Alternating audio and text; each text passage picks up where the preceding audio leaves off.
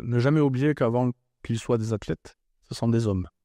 Pour une fois, on avait affaire à un thérapeute qui envisageait un regard sur des hommes, des êtres humains, avec leurs fragilités, leurs forces et leurs faiblesses, et plus comme des machines qu'on payait cher et qui devaient absolument avoir un résultat.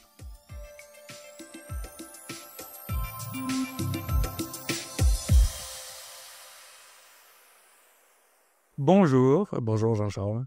bonjour Thierry, et bonjour à tous, et bienvenue dans ce nouvel épisode de Healthier Humanity, un podcast dédié à l'exploration de différentes perspectives sur l'optimisation de notre santé et de notre bien-être pour vivre pleinement. Je suis votre hôte, Jean-Charles Samuelian, et je suis ravi que vous vous joigniez à moi pour ce voyage. Imaginez un monde où nous vivrions non seulement plus longtemps, mais aussi en meilleure santé, avec moins de stress et plus d'énergie. Ça fait rêver. Et c'est la vision qui anime ce podcast. Dans chaque épisode, nous parlerons avec des experts renommés dans divers domaines liés à la santé et au bien-être, des chercheurs de classe mondiale et des leaders visionnaires, pour être inspirés et comprendre. Aujourd'hui, j'ai l'honneur d'avoir comme invité Thierry Cambon, ostéopathe de renom qui a énormément contribué au domaine de la santé sportive et de l'ostéopathie en général. Thierry a été l'ostéopathe de l'équipe de France de football de 2010 à 2012, travaillant aux côtés de joueurs comme Karim Benzema ou Hatem Ben Arfa. Au-delà de son travail avec l'élite du sport, Thierry a développé une philosophie holistique de la santé qui s'applique à chacun d'entre nous. Sa devise « Je travaille avec des hommes, avec un grand H, avant de travailler avec des athlètes » résume parfaitement son approche qui considère chaque individu dans sa globalité. Aujourd'hui, nous allons explorer comment cette vision peut nous aider à mieux comprendre l'ostéopathie, mais aussi notre corps, à prévenir les blessures et maintenir notre santé à long terme. Thierry, merci beaucoup d'être avec nous aujourd'hui pour partager ton expérience et ta vision. Pour commencer, est-ce que tu peux définir pour nos auditeurs ce qu'est l'ostéopathie ? Je vais essayer. Non, l'ostéopathie est une médecine manuelle dont l'intérêt est la prise en charge de la globalité de l'être humain et cherche à régler les dysfonctions de l'appareil locomoteur dans son ensemble, la colonne vertébrale, ainsi qu'elle est reconnue pour son intérêt sur les troubles touchant l'appareil gynécologique, urinaire, respiratoire, les maux de tête, les choses comme ça. Alors bien sûr, il va de soi qu'il est important de faire avant toute chose un diagnostic différentiel, donc faire un diagnostic qui va permettre de poser l'indication au traitement ostéopathique. Et si celui-ci est posé, alors on peut pratiquer un diagnostic ostéopathique qui va orienter à essayer de comprendre et à trouver l'origine de la dysfonction de mouvement, de mobilité des tissus afin de les traiter, parce que cette restriction de mobilité des tissus est susceptible d'en altérer l'état de santé. Alors je rappelle que pour l'OMS, l'état de santé est un état complet de bien-être de l'être humain, physique, mental et social, ne se réfère pas uniquement à la présence de maladies ou d'infirmités, mais la santé est définie comme un état d'adaptation de l'organisme humain à son environnement. C'est ça qui est hyper important. L'environnement lui-même est soumis à des contraintes climatiques, des contraintes diététiques, des contraintes sociales, etc. Donc en comprenant cette définition-là, on comprend que l'ostéopathie a vraiment un intérêt global, prend en compte l'intégrité de la personne, de l'humain, et en aucune façon, à mon sens, ne peut être considéré comme une technique ou une spécialité de technique d'une autre profession médicale ou paramédicale. La prise en compte de la globalité de l'être humain reste la base. Et pour ce, les traitements ostéopathiques s'appuient sur plusieurs principes. Le premier étant celui de la structure qui gouverne la fonction. Deuxième, c'est l'unité du corps humain, c'est-à-dire que chaque partie du corps est en interrelation en permanence avec toutes les autres. Un autre principe, c'est celui du loi de l'artère, c'est-à-dire qu'on part du principe que si la mobilité, le mouvement s'exerce, l'homéostasie s'exprime, et de fait, la maladie n'a pas de place. Un autre principe, c'est celui de la capacité de s'adapter aux dysfonctions traumatiques, physiques, ou l'importance d'ailleurs de comprendre les mécanismes d'adaptation au niveau de la posture, pour comprendre comment fonctionne un individu et nous permettre d'avoir des fils conducteurs pour les aider à retrouver un état initial d'équilibre et donc de bonne santé. Avoir toujours en présence que l'organisme est capable de somatiser. Un des principes, c'est la structure gouverne la fonction, mais il ne faut pas oublier que l'émotion inhibe ou épanouit la fonction. Donc, toujours en tenir compte dans un système personnel et d'environnement. Et en fait, excusez-moi, pour finir, je dirais qu'il faut avoir en présence tout le temps que on peut être confronté à ce qu'on appelle des troubles fonctionnels, qui sont un état d'équilibre entre la maladie et la santé, qui correspondent à une adaptation partielle de l'individu à son environnement, en fonction des tas de références qui lui sont propres. Toujours rester dans une notion de globalité, il n'y a pas de recette générale. Donc l'ostéopathe va aborder chaque patient comme quelqu'un d'unique, avec un interrogatoire qui visera à comprendre, bien sûr, ce qui se passe, mais en élargissant le champ d'action des questions pour comprendre comment cette personne évolue dans la vie de tous les jours. C'est hyper intéressant. Un des mots que tu as repris 2 fois, c'est la structure qui gouverne la fonction. Est-ce que tu peux nous expliquer ce que tu entends par là? J'aurais pu vous dire que, selon certains autres préceptes, la fonction crée l'organe, mais je vous ai dit, la structure gouverne la fonction, c'est-à-dire qu'en fait, on ne peut pas faire à un organisme autre chose que ce pourquoi il est prévu. Donc il faut toujours respecter les lois de l'anatomie, de la physiologie, de la neurologie, et à partir de là, les intégrer dans une notion de globalité pour que l'organisme de la personne puisse s'exprimer. Alors, il y a un paradoxe, mais en fait, ce n'est pas un paradoxe, c'est que l'anatomie et la physiologie est la même pour tous, mais les réponses à certains événements de l'environnement ne sont pas les mêmes pour tous, malgré que nous soyons tous avec la même anatomie, la même physiologie, ce qui fait de l'être humain d'ailleurs quelqu'un d'unique. Donc la structure gouverne la fonction, c'est respecter l'anatomie, la physiologie, en ayant toujours en conscience que chaque personne, malgré qu'elle soit conçue comme une autre, est unique et n'aura pas forcément une réponse identique à celle du voisin. Si nous allons, vous et moi, au cinéma, assis l'un à côté de l'autre, on regarde un film, et vous allez vous mettre à rire et moi je vais pleurer. Et son à côté, le film est le même. Donc la structure gouverne la fonction, mais est complètement dépendante aussi de plein de choses, de tas de choses annexes qui vont influencer nos réactions dans la vie de tous les jours. On va replonger très profondément ensuite dans l'ostéopathie, mais pour rentrer un peu dans ton parcours, est-ce que tu peux aussi nous raconter comment tu t'es retrouvé comme l'ostéopathe de l'équipe de France? Quelle est l'histoire qui est derrière? Vous allez sourire là. J'exerce mon métier depuis longtemps, depuis 1994, et il se trouve que depuis pas mal d'années, j'ai été l'ostéopathe de Monsieur Tout-le-Monde, mais aussi j'avais le privilège d'avoir été joueur de football en même temps que j'étais étudiant, donc j'ai eu la chance à Montpellier de connaître des joueurs comme Laurent Blanc, le frère Passy, enfin, je m'excuse pour ceux que j'oublie. Et j'ai été par la suite, après avoir été diplômé, l'ostéopathe de Laurent sur la fin de sa carrière, donc il jouait à Manchester United, et il a eu affaire à moi en tant que joueur et moi en tant qu'ostéopathe. Et mon approche lui plaisant, je le consultais de temps en temps. Devenu entraîneur par la suite, il m'a rien dit, il a constitué à me consulter. Et un jour, il a été nommé sélectionneur de l'équipe de France. Et lors de l'élaboration de son staff, j'étais en vacances et j'ai reçu un coup de fil. J'étais chez des amis, je repensais à Saint-Florent. Et en recevant en pleine vacances un coup de fil, je décroche et c'est monsieur Fabrice Briand, que je ne connaissais pas, qui venait d'être nommé médecin responsable de l'équipe de France de football A et qui me demandait gentiment si j'étais d'accord d'être l'ostéopathe de l'équipe de France.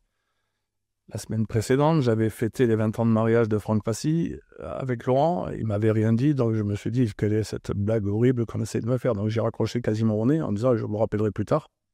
Puis sur le coup, mon ami Joseph, jour par hasard, qui me dit mais t'es sûr quand même? Donc on a regardé le numéro, on a regardé, et bien sûr, ce monsieur Fabrice Briand venait d'être nommé. Je me suis empressé de le rappeler en m'excusant, en disant j'ai cru que c'était une mauvaise blague, et donc j'ai dit que j'allais réfléchir, j'en ai parlé le soir avec mon épouse, mes enfants, et avec l'accord familial, j'ai décidé de dire oui. J'ai appelé Laurent, bien sûr, qui m'a pas répondu pendant 4 jours. parce qu'il était écroulé de rire et qu'il savait que ça allait me faire énerver un petit peu. Il ne m'a rien dit avant, mais il ne voulait pas mélanger la vie privée et la vie professionnelle, donc avec le recul, c'est tout à son honneur.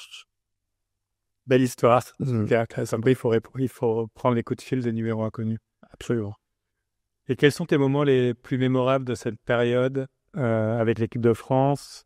Est-ce que tu as des histoires avec des joueurs, bien sûr, que tu pourrais partager? Alors, ce qui est mémorable, c'est avant toute chose, pas que avec les joueurs. Hein. Nous étions 23 dans le staff, 23 joueurs. C'est l'aventure humaine.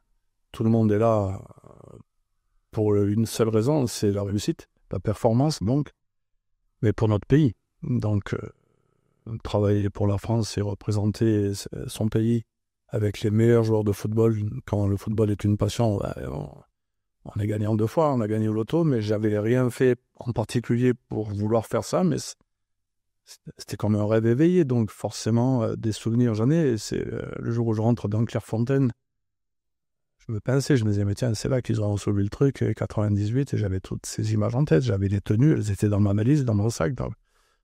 C'est compliqué au début, on s'imagine pas. Quand on est sur son canapé, on se dit ouais, c'est super. Mais quand on n'est pas dans le canapé et qu'on est en plein milieu, on se dit oula. Et là, d'un coup, on réalise qu'en fait, à chaque fois qu'on va faire quelque chose, ça peut avoir un impact et on est sous le feu des projecteurs. Donc oui, l'aventure humaine pour la réussite, mais on est aussi impliqué dans sa performance personnelle. Donc c'était super prenant, super motivant et après, il suffit juste d'avoir l'approbation des joueurs. Et là, pour ça, vous pouvez dire ce que vous voulez avoir fait. Il n'y a qu'un truc qui paye, c'est le résultat. C'est comme sur le terrain.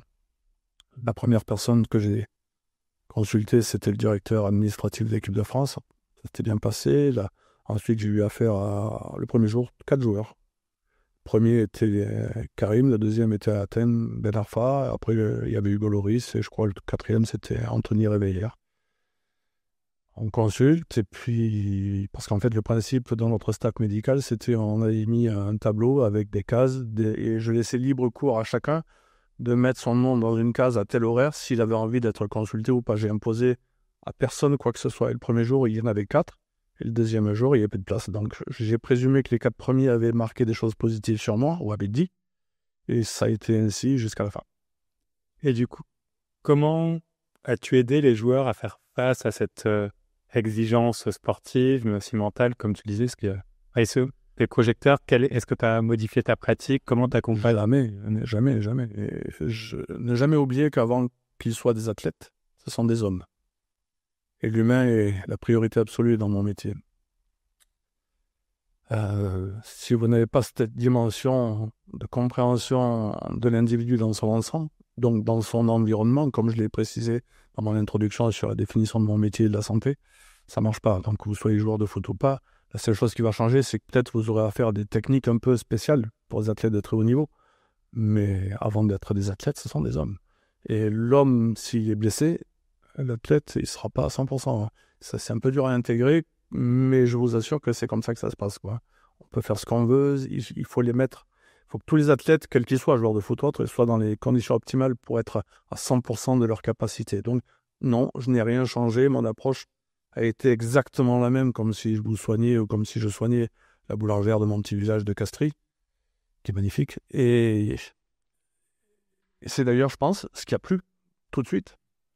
Pour une fois, on avait affaire à un thérapeute qui envisageait un regard sur des hommes, des êtres humains, avec leurs fragilités, leurs forces et leurs faiblesses, et plus comme des machines qu'on payait cher et qui devaient absolument avoir un résultat. Et ça crée un climat qui change tout. Et du coup, est-ce que tu peux nous raconter à quoi ça ressemble une séance d'ostéopathie avec toi, de l'entrée, non, et la fin? Interrogatoire, questionnement, histoire de la maladie s'il y en a une, et un motif de consultation bien sûr, les antécédents, le contexte de chacun, et puis après, on va rentrer, enfin je vais rentrer en fonction des motifs de consultation sur des questions qui sont un peu plus orientées en fonction des réponses que l'individu va me donner, mais j'ai toujours en présence que on peut très bien avoir des douleurs sur un bas de colonne vertébrale pour une cause qui n'est pas le bas de la colonne vertébrale. Le rôle de l'interrelation permanente de tous les systèmes du corps humain font que dans une notion de globalité, la raison qui vous incite à consulter n'a pas forcément comme réponse le siège de la douleur. Bien souvent, d'ailleurs, c'est ailleurs. C'est un problème de contexte global qu'il faut essayer de décrypter et de comprendre. C'est pour ça que je ne peux pas me résoudre à ce qu'on continue à qualifier mon métier de technique ou de craquage de vertèbres. Je deviens fou quand j'entends des gamins, quand je vois sur des réseaux sociaux des situations où il y a des tables sur des vignes, dans des trucs, où on voit des gens qui se crac. Je dis, mais c'est pas ça mon métier, c'est pas du tout ça. Après, comment voulez-vous que nous soyons pas apparentés ou des charlatans, il y a toujours le contexte médical, il y a des diagnostics différentiels, il y a une écoute, il y a un soin, un mauvais soin. Et ça m'intéresse de comprendre, parce que j'ai l'impression qu'il y a en effet toute une partie de diagnostic, de questionnement. Combien de temps ça met le temps des questions, ça représente combien de temps? Et après, comment dans ta tête se forment les premiers éléments de réponse sur où est-ce que tu veux aller? C'est basé sur ton expérience, J'ai la chance d'avoir 35 ans d'expérience, mais je peux vous assurer que il m'arrive de consulter des patients et au bout d'une heure de questions, je leur dis, je suis désolé, je peux rien pour vous, parce que j'ai pas compris. Je fais pas de miracle. J'essaie d'être à l'écoute, mais il y a des fois où j'ai pas de solution parce qu'il y a un truc qui m'échappe. Il faut avoir l'honnêteté de se remettre en question et de dire, je suis désolé, je peux pas. Il y a bon nombre de patients qui me disent, monsieur Camon, on vient de là pour... Je suis désolé, je comprends pas. Je ne vais pas faire n'importe quoi. Je vais réfléchir et je vous rappellerai. Et souvent, avec le temps de la réflexion, on essaie de trouver d'autres pistes. On essaie d'appeler des collègues ou généralistes ou des radiologues pour essayer de comprendre des tas de choses.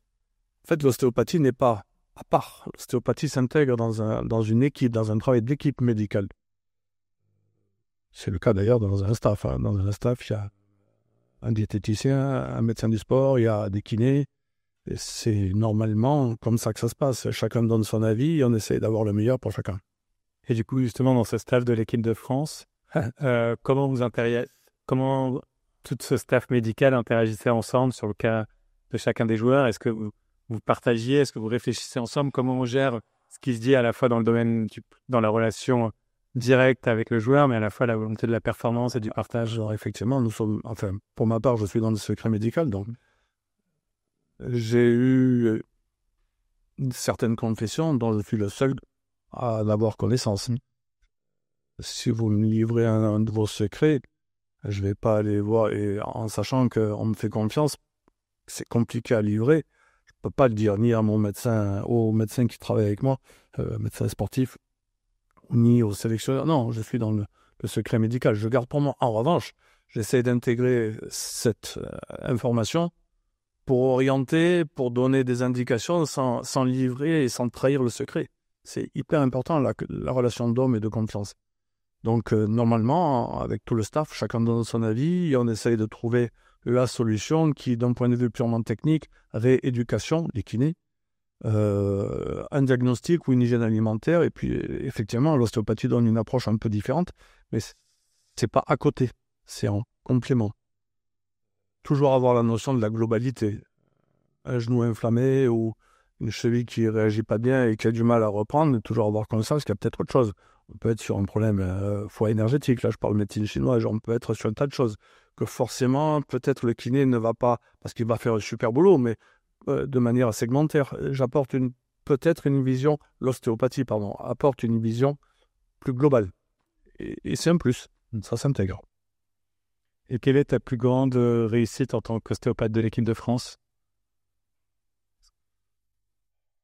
Je ne vais pas me tirer la lumière de quoi que ce soit. Ma plus grande réussite, c'est d'avoir été intégré dans un staff et d'avoir eu la confiance de tous les joueurs et de tout le staff. D'avoir réussi à donner une vraie vision de ce qu'était l'ostéopathie à ces joueurs et à ce staff. On ne parlera pas de résultats techniques, ça sert à rien. C'est un travail d'équipe. Mais ma grosse réussite, c'est d'avoir pu faire voir ce qu'était réellement l'ostéopathie à tous ces joueurs et à toutes les personnes qui travaillent dans le staff d'ailleurs. Depuis, je suis resté en relation avec bon nombre de joueurs et bon nombre de personnes faisant partie de ce staff à l'époque. Et ça m'a permis d'en connaître des tas d'autres d'ailleurs, dont vous. Et on est très honorés. tu as aussi travaillé avec des clubs très prestigieux de Ligue 1. Ouais. J'avais lu, on avait discuté d'une anecdote où tu avais quasiment miraculeusement parvenu à soigner une blessure, le dos de Zlatan Ibrahimovic 4 jours avant un Classico. Ouais, ça, c'est la presse, ça. Ah oui. Alors, j'ai pas soigné le dos de Zlatan. J'ai traité Zlatan qui lui présentait des douleurs sur sa colonne vertébrale, mais toujours dans mon diagnostic, mon orientation, après accord avec Eric Roland, qui à l'époque était le patron, et c'est pas moi qui ai fait le miracle. J'ai apporté une expertise supplémentaire à un travail qui était déjà performant, et le staff d'Eric Roland faisait le job. J'ai apporté quelque chose en plus. Ça a été brillant, tant mieux pour le joueur, pour Eric et pour tous les autres membres du staff, parce qu'en fait, la vérité, c'est si le joueur est bien, tant mieux pour le PSG. Hein. S'il paye pour rester à l'infirmerie, ça marche pas bien. Ça, je les aime pas. Hein. Et ce petit quelque chose en plus, comment tu le définirais? J'ai eu une vision différente et que peut-être il n'avait pas vu. Ça peut arriver. Hein. Moi, il m'arrive des fois de ne pas comprendre. Donc, c'est pas un miracle. C'est ce jour-là, hein, j'ai eu de la chance. Et tu disais, tu parlais tout à l'heure du fait que les craqueurs de vertèbres te rendent... Ouais, ça, je supporte pas. Fou. Il m'arrive d'employer des techniques dites de cracking, où on entend un bruit, un ajustement ostéo-articulaire avec un bruit lié à une dépression intracapsulaire, mais l'ostéopathie ne peut pas se résumer en... Ça, c'est de la vertébrothérapie, si vous voulez. Mais l'ostéopathie, c'est pas ça, c'est pas faire craquer des vertèbres. C'est un travail de réharmonisation et de rééquilibration d'une personne qui est en souffrance pour une raison X ou Y dans un système où il a du mal à être adapté, dans un contexte environnemental. Alors, ça peut être son milieu privé, social, professionnel, je ne sais pas, mais c'est pas du merci, au revoir. Ça, c'est de l'ajustement ostéo-articulaire et dans une notion de globalité, 2 heures après, pour moi, le problème est revenu. Hein. Et du coup, comment tu pourrais aider nos auditeurs à savoir quand est-ce qu'il faut aller voir un ostéopathe et comment trouver le bon ou la bonne?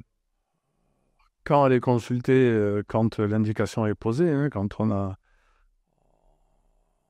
a posé un diagnostic d'opportunité, hein, ce qu'on appelle, s'il est opportun d'aller faire un traitement ostéopathique, on prend un rendez-vous. Et chez qui prendre rendez-vous? Alors, de préférence, aller voir quelqu'un qui a un diplôme qui est retenu par les législations. Moi, j'appartiens au syndicat français des ostéopathes et je suis membre du registre des ostéopathes de France. Eux sont à même de donner toutes les références de ce qui dit que l'enseignement est conforme à certaines normes européennes. Après, ce qu'il y a de mieux, c'est le bouche à oreille. Hein. Si vous allez voir, si vous prenez un rendez-vous chez quelqu'un qui vous reçoit 2 heures après, peut-être que ça va être très bien. Je ne sais pas s'il y a une annulation, mais en général, ceux qui ont une liste d'attente un peu supérieure, en général, ont fait leur preuve. Donc, les gens aiment bien aller le consulter parce que ça fonctionne bien. Le bouche à oreille. Combien de temps la liste d'attente de Thierry Cambon? Ça lui a été jusqu'à plusieurs mois, mais aujourd'hui, je me déplace moins, je suis moins en voyage, donc j'ai diminué les délais d'attente de beaucoup. Et tu parlais de cette approche très complète de l'ostéopathie. Comment elle peut aborder des problèmes autres que les problèmes musculo-squelettiques? Je pense notamment aux questions digestives, émotionnelles. Comment tu y réfléchis et comment tu apportes des solutions? Par un travail d'auscultation, d'écoute, de palpation.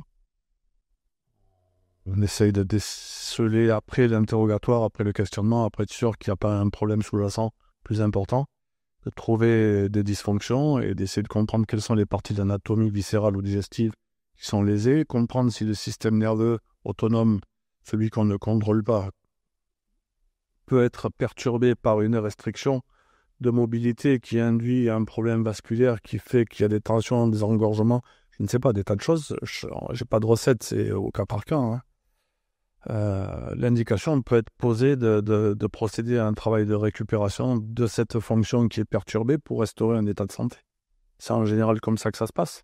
Mais les problèmes digestifs, comme les problèmes de migraine, il n'y a jamais de réponse à l'avance. Il n'y a pas qu'à ça, donc il faut faire ça. Non, chaque personne, malgré que l'anatomie soit la même pour tous, chaque personne est différente. Les réponses ne sont pas les mêmes pour tout le monde.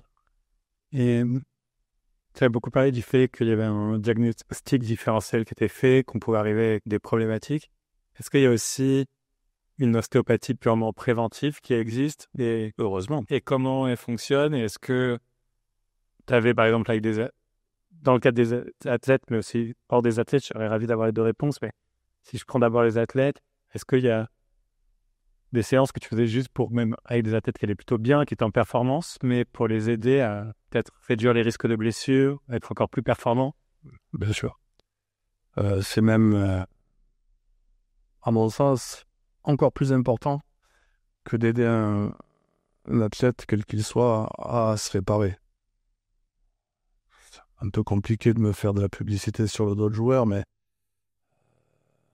un des joueurs connus mondialement, que je nommerai pas, mais pour avoir été le meilleur joueur du monde il n'y a pas longtemps, entre août 2018 et juin 2023, il ne s'est pas passé plus de 3 semaines où j'ai été chez lui ou à son club pour le consulter, pour le maintenir dans un équilibre postural correct.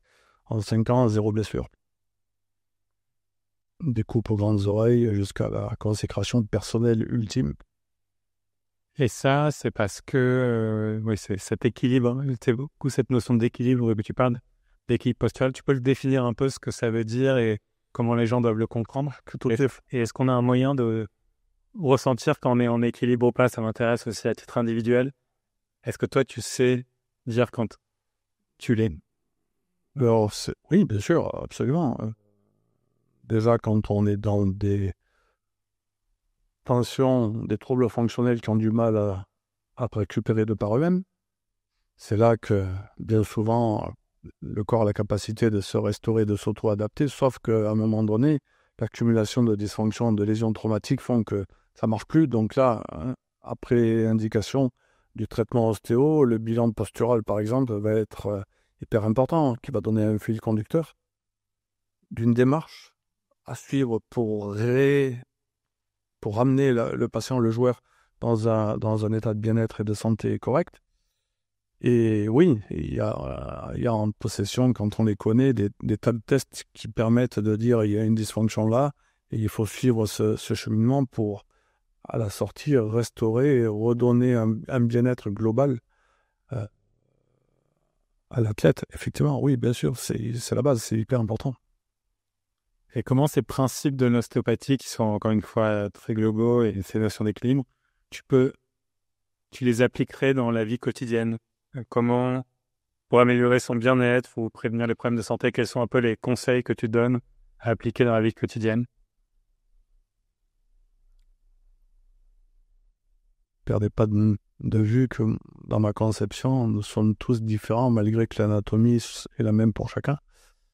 Donc ce qui va vous convenir n'est pas forcément quelque chose qui va me convenir. Donc j'essaye en connaissant chaque individu, de donner des conseils qui sont appropriés, mais avec des règles générales, des règles diététiques, d'hygiène de vie.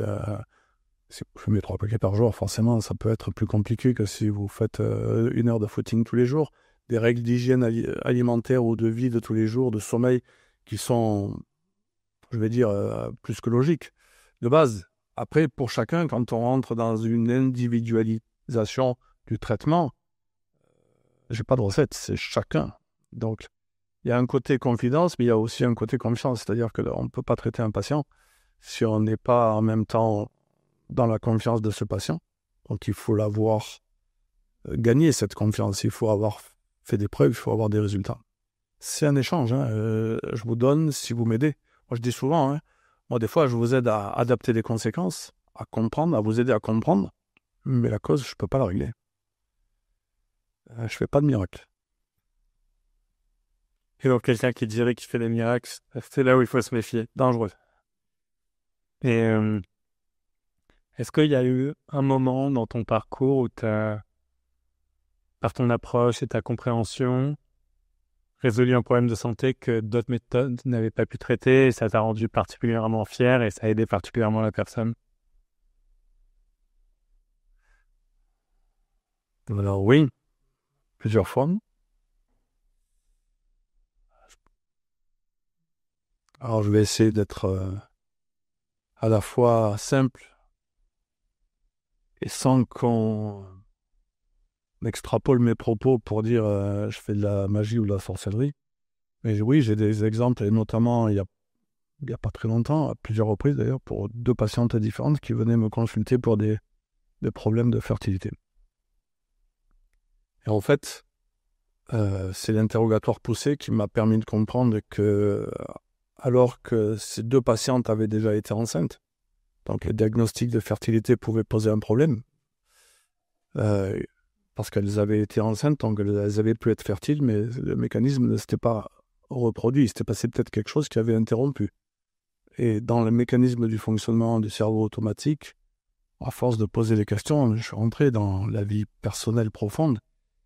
Et souvent, un impact émotionnel destructeur vécu vient perturber des fonctions autonomes dans la régulation des centres limbiques qui gèrent nos émotions, modification des systèmes hormonaux. Et la prise de conscience était un peu compliquée pour les patientes, mais par 2 fois, j'ai 2 exemples bien distincts. La belle récompense, c'est quand 1 an plus tard, après avoir été qualifié de stérile par le CHU, qui, d'un point de vue purement clinique, le jour J des consultations, avait raison. À part que 8 ans avant, il y avait déjà eu grossesse et que ça me posait à moi un cas de conscience de dire ouais, vous êtes stérile maintenant. Et en fait, il s'était passé quelque chose qui avait verrouillé tous les systèmes et c'est quelque chose 1 an après avoir aidé cette patiente à comprendre, était revenue avec son bébé dans les bras, en pleurant, et la caisse de champagne qu'elle m'avait promis. Ça, oui, ça c'était... D'ailleurs, j'ai l'air de poule. Ouais. Ça s'est reproduit il n'y a pas très longtemps. Et donc c'était vraiment aller... Alors après, il y a un travail avec les mains sur les fascias, qui sont les enveloppes musculaires qui entourent tous les tissus, dans lesquels sont imbriqués tous les réseaux vasculaires et neurologiques. Et on dit que les fascias sont les supports des émotions. Donc, bien sûr, il y a un travail purement ostéopathique de réhabilitation, de compréhension. Mais en plus de ça, il fallait aller chercher où était l'impact, le traumatisme. Et là, il y a les psychologues ou les psychiatres peuvent vous confirmer s'ils ont déjà été confrontés à ce problème-là. Lorsqu'on le détecte, moi je peux aider à comprendre, et c'est le patient, la patiente donc, qui va régler le problème en l'ayant compris, si elle peut encore le régler, en ayant exprimé ce qui avait verrouillé, modifié la fonction des systèmes hormonaux et chimiques du corps. Oui, bien sûr. C'était une fierté de ma part. Histoire extraordinaire. Ouais. Et tu as 3 enfants maintenant. Pas mal. Et c'est pas moi. Hein. Ouais, c'était pas un service tendant. Tu soulignes également beaucoup l'importance du coup de la prise en compte de ces facteurs mentaux et émotionnels. Tu as mentionné en particulier la somatisation à quelques reprises au début, qui est la traduction physique, souvent dans troubles psychologiques. Alors, trouble psychologique, je ne suis pas certain, mais une dysfonction émotionnelle peut induire une perturbation de l'état de santé et d'équilibre. Avoir la boule au ventre, se faire pipi dessus, c'est des dysfonctions, ce sont des émotions. La peur est une émotion, c'est pas une pathologie. Bien sûr. Et tu as complètement raison. Et peux-tu nous donner des exemples concrets de comment comprendre ces mécanismes de somatisation, comment les gérer, comment les appréhender? Avoir une vision globale, c'est aussi s'intéresser à d'autres médecines que j'ai rien contre. Hein. Genre, je suis dedans, j'ai des tas d'amis généralistes, spécialistes, gastro-entéro, endocrino. Et j'ai aussi des amis homéopathes, acupuncteurs, spécialisés en médecine chinoise, et j'ai été formé à toutes ces médecines-là, donc j'ai une vision très large. J'ai cette chance-là. Mon métier, c'est ostéopathe. Mais en accord avec toutes les autres médecines qui ont fait des preuves depuis des millénaires, ça vous permet d'avoir des grilles de lecture qui sont différentes. Donc à comprendre qui vous êtes, l'être humain, avec une approche qui n'est pas purement chimique. Pasteur, j'ai rien contre lui, hein, il a fait du bien et il continue à en faire, mais il n'y a pas que ça. Et justement, comment on mélange un peu toutes ces approches-là, comment vous ne passe pas? Il faut se tromper. Faut pas avoir peur de se tromper dans le bon sens du terme. Se remettre en question, se dire merde, ça marche pas, pourquoi? Excusez-moi, je dis un gros mot. Il faut oser, il faut être à l'écoute, il faut essayer de comprendre, et des fois ça marche pas. On essaye. Et comment justement on continue à se former aussi quand on est ostéopathe, comment on s'ouvre, quel est un peu votre parcours et comment tu continues à suivre les différentes... Moi je continue à beaucoup échanger avec des amis médecins. qui ont des ouvertures médicales, soit de radiologie, soit d'homéopathie, soit d'acupuncture, de jamais être restrictif. C'est l'échange. J'aimerais bien parler maintenant aussi un peu de vieillissement. Oui. Et est-ce que l'ostéopathie peut aider à prévenir des problèmes de santé qui sont liés à l'âge, au vieillissement? Est-ce que c'est des sujets que tu traites? Comment tu les approches? On dirait pas que j'ai 85 ans. Hein. Non, je plaisante. Oui. Alors, est-ce que ça a un impact direct? J'en sais rien, pas d'études. Je n'ai pas de support scientifique, de résultats scientifiques qui attestent quoi que ce soit. Mais je pense sincèrement que de maintenir quelqu'un dans un état d'équilibre de santé performant aide l'organisme à traverser les épreuves, bien sûr. En évitant de laisser s'installer un mal-être, qu'il soit physique ou émotionnel, on aide les patients à garder, entre guillemets, le sourire, la bonne humeur, qui induit des sécrétions hormonales, chimiques, qui nous font être bien dans la vie de tous les jours. Donc, quelqu'un qui est bien dans sa tête est bien dans son corps. L'inverse est vrai aussi. Et j'ai d'expérience, moi, plus l'habitude de voir des gens d'un âge certain en pleine forme, joyeux, que malheureusement des personnes qui ont souffert toute leur vie, quoi. Même si ça arrive, il n'y a pas de généralité.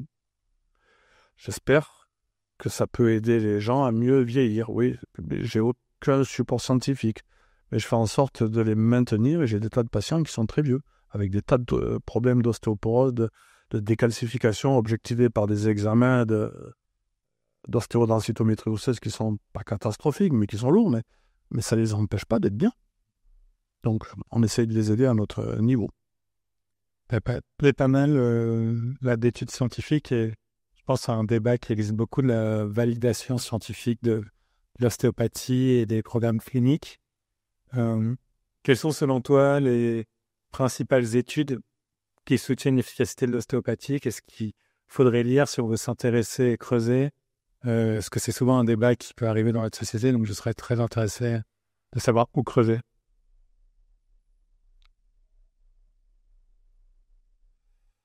Compliqué. Quand j'ai commencé à exercer mon métier, j'étais traité de charlatan.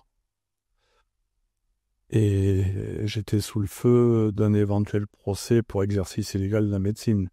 Jusqu'à ce que, en 2002, on ait une autorisation légale d'user du titre.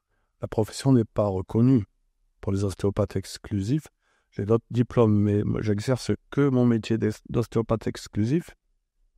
Et celui-ci, le diplôme, n'est que reconnu. La profession ne l'est pas. C'est que je suis autorisé à user du titre d'ostéopathe, mais je ne suis pas ostéopathe avec un métier reconnu. Sauf si vous faites de l'ostéopathie une spécialité de médecine, réadaptation fonctionnelle ou autre, et là, vous pouvez être médecin avec comme spécialité ostéopathe, ce qui veut dire vertébrothérapeute et manipuler techniquement sur la structure ostéo-articulaire pour faire du bien aux jambes. Et quelles sont, selon toi, les limites de l'ostéopathie aujourd'hui? Où est-ce que tu penses qu'il faut les poser? Où est-ce que toi, tu veux pas aller? Les limites, si vous avez un ostéopathe qui vous dit qu'il est à même avec ses mains, parce que l'ostéopathie est un travail manuel de libération de dysfonction de mouvement des tissus du corps pour les restaurer avec les principes de l'ostéopathie qui sont que manque de mouvement, pas d'homéostasie et la maladie s'installe. Donc si vous avez un ostéopathe qui vous dit je vais vous libérer telle ou telle partie et de fait je vais vous régler votre tumeur, votre cancer, problème. Donc les limites sont la croyance de la guérison purement avec les mains d'une pathologie avérée qui fait mourir. En revanche, l'approche ostéopathique dans un traitement global peut effectivement amener un confort terrible aux patients. Et moi, j'ai un ami qui est opéré, qui vient de prendre sa retraite, mais qui était une sommité dans la chirurgie viscérale thoracique, et il disait vulgairement, j'ouvre des capots toute la journée. Il opérait des cancers les poumons. Quand vous ouvrez un capot avec le grillostal et que vous créez des dysfonctions ostéo-articulaires sur tous les systèmes, un travail ostéopathique pour restaurer la fonction des côtes, de la cage thoracique, améliore le confort des patients. Effectivement, on travaille en accord. Et ça, c'est un exemple de travail d'équipe. C'est un très bon exemple de travail d'équipe.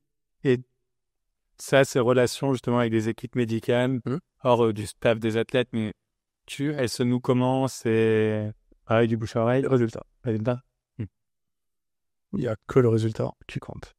On peut arriver en donnant une liste de diplômes comme ça. Je suis au Lyonnais à mon cabinet, il y a marqué ostéopathe de numéro.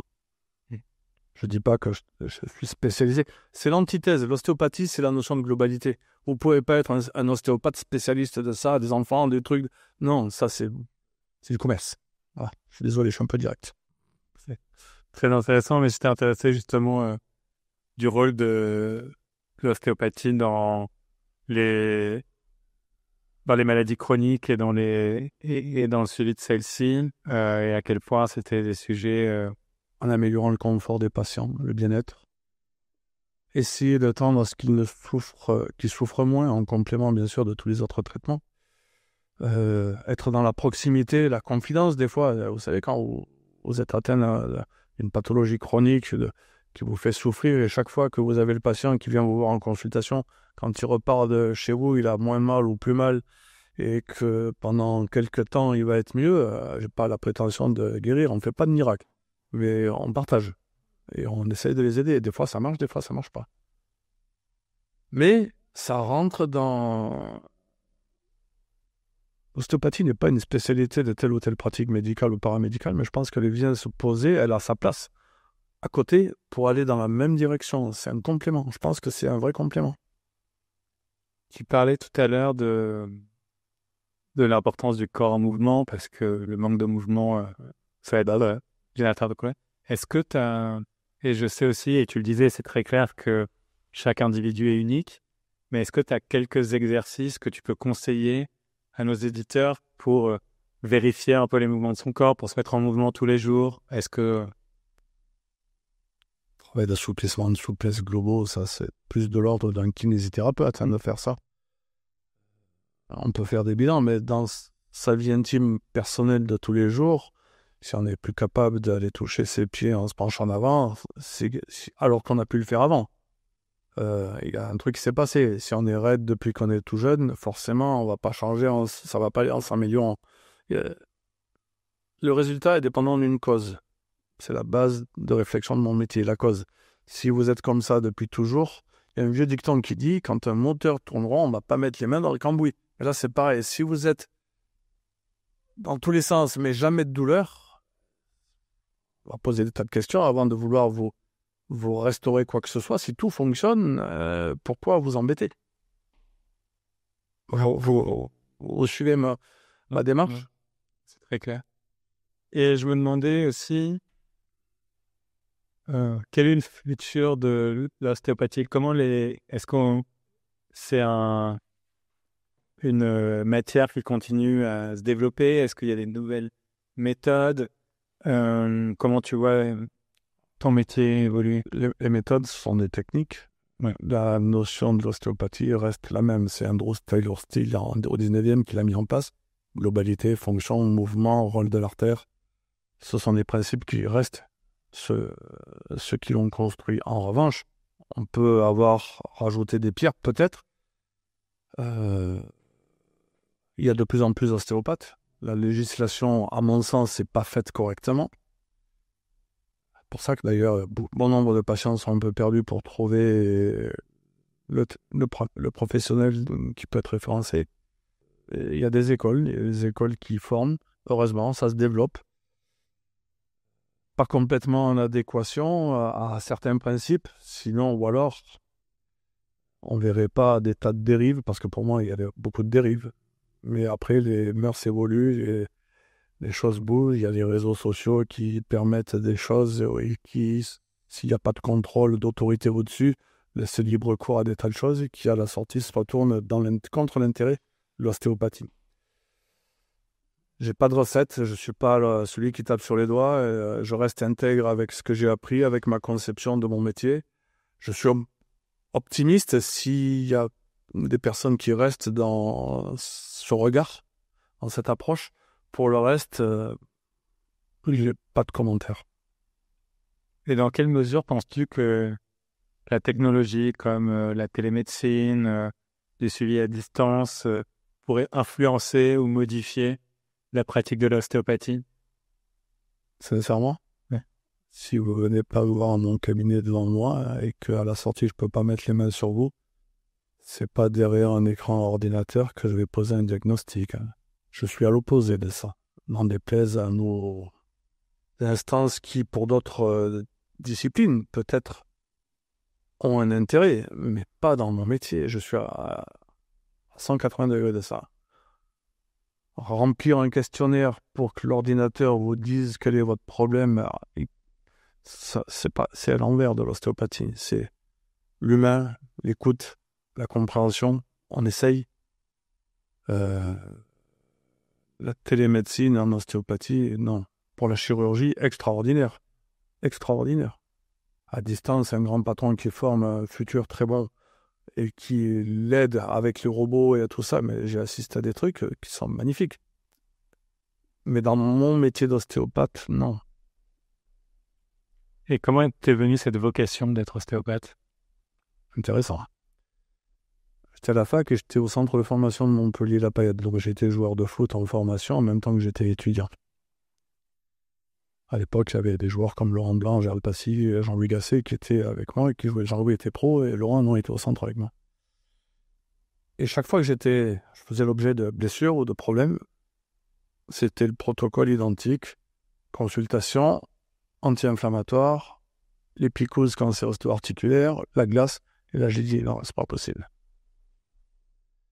Et c'est ce qui m'a réellement donné l'envie d'avoir un regard différent sur les blessures, donc forcément dans un premier temps, les sportifs, et après, bien sûr, sur les hommes, ça m'est venu petit à petit. Dans un premier temps, j'étais à 20 ans, on a la fougue du corps, et après, j'ai dit, mais non, c'est l'humain qui est derrière. Et petit à petit, je me suis construit comme ça. Mais dans un premier temps, c'est mes études, en même temps que le football de très haut niveau, dans un centre de formation. Oui. Je faisais les deux. Super. Et si tu pouvais changer une chose sur la façon dont l'ostéopathie est pratiquée aujourd'hui, quelle serait-elle? Je ne suis pas le père Fouettard, mais interdire certaines images qui font penser à monsieur tout le monde ou madame tout le monde derrière des réseaux sociaux, de croire que un ostéopathe, c'est une personne qui vous craque les vertèbres. Ça, pour moi, c'est insupportable. Donc, je pourrais changer ça. Voilà. Et quel est le meilleur conseil que tu aies jamais reçu en tant qu'ostéopathe qu'on t'ait donné?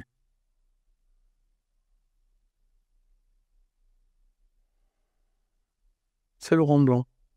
Il m'a dit, fais ce que tu sais faire, n'invente rien. À la lettre. Ouais. Et comment on sait ce qu'on sait faire? Comment ça? Quand les patients vous disent merci. Et que vous repartez avec une infirmerie qui est vide. Enfin, personne ne parle, on le sait. En tout cas, merci beaucoup Thierry. On va arriver au terme de notre conversation. Si tu avais un dernier conseil santé à donner à nos auditeurs, quel serait-il? N'hésitez pas à consulter, renseignez-vous. Ça vous fera du bien. Ayez confiance. Mais comme tu l'as dit, pour avoir la confiance, il faut trouver la bonne personne, il faut la construire. Si vous ne le sentez pas, partez.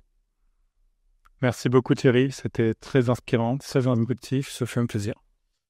Quelques points clés du coup à retenir de notre conversation, si je devais essayer de faire une synthèse, mais c'est l'importance de traiter chaque individu dans sa globalité, qu'il s'agisse d'un athlète de haut niveau ou non. Dans son individualité aussi. Son individualité. Le rôle que l'ostéopathie peut avoir dans la prévention des blessures et l'amélioration de la performance. Oui. L'interconnexion entre la santé physique, mentale et émotionnelle. Oui. et comment on peut adresser ces différents aspects et les connecter, encore une fois avec une vision globale et individualisée. Comment on peut, par le maintien de la mobilité, éviter des problèmes futurs, lutter contre le vieillissement, et comment intégrer ces principes dans la vie quotidienne pour, encore une fois, avoir cette version très intégrative, je pense, de la santé. En tout cas, merci Thierry. Merci à vous. Chez Alan, nous partageons cette vision d'une approche holistique et préventive de la santé. On croit que la santé peut prendre plusieurs formes, qu'il faut en tout cas apprendre à se connaître pour penser à son bien-être, qu'il faut apprendre à anticiper et prévenir. Et après, notre mission est aussi d'aider à naviguer le système de santé, ses complexités, les différentes spécialités qui peuvent y exister. Donc merci infiniment Thierry pour ton temps, pour ton expertise, pour le partage clair, transparent de ton parcours unique en tant qu'ostéopathe, en tant qu'humain, que ce soit avec l'équipe de France de football, mais aussi avec des patients et des patientes de tous les horizons. Ouais, exactement. J'espère que nos auditeurs auront apprécié le terrain que nous avons couvert aujourd'hui dans cette conversation, que vous aurez une compréhension plus fine de ce qu'est et ce que n'est pas l'ostéopathie, de ses limites, de ses avantages, de quand l'approcher. Si vous avez trouvé cette conversation utile, n'hésitez pas à la partager avec d'autres personnes qui pourraient en bénéficier. Et assurez-vous de vous abonner au podcast pour ne pas manquer les prochains épisodes. Nous avons une liste d'invités incroyables qui nous partageront leurs idées et leurs conseils, à la fois sur la science, mais aussi différentes approches de la santé et du bien-être. D'ici là, prenez soin de vous. Et rappelez-vous, une humanité plus saine commence par chacun d'entre nous. Merci.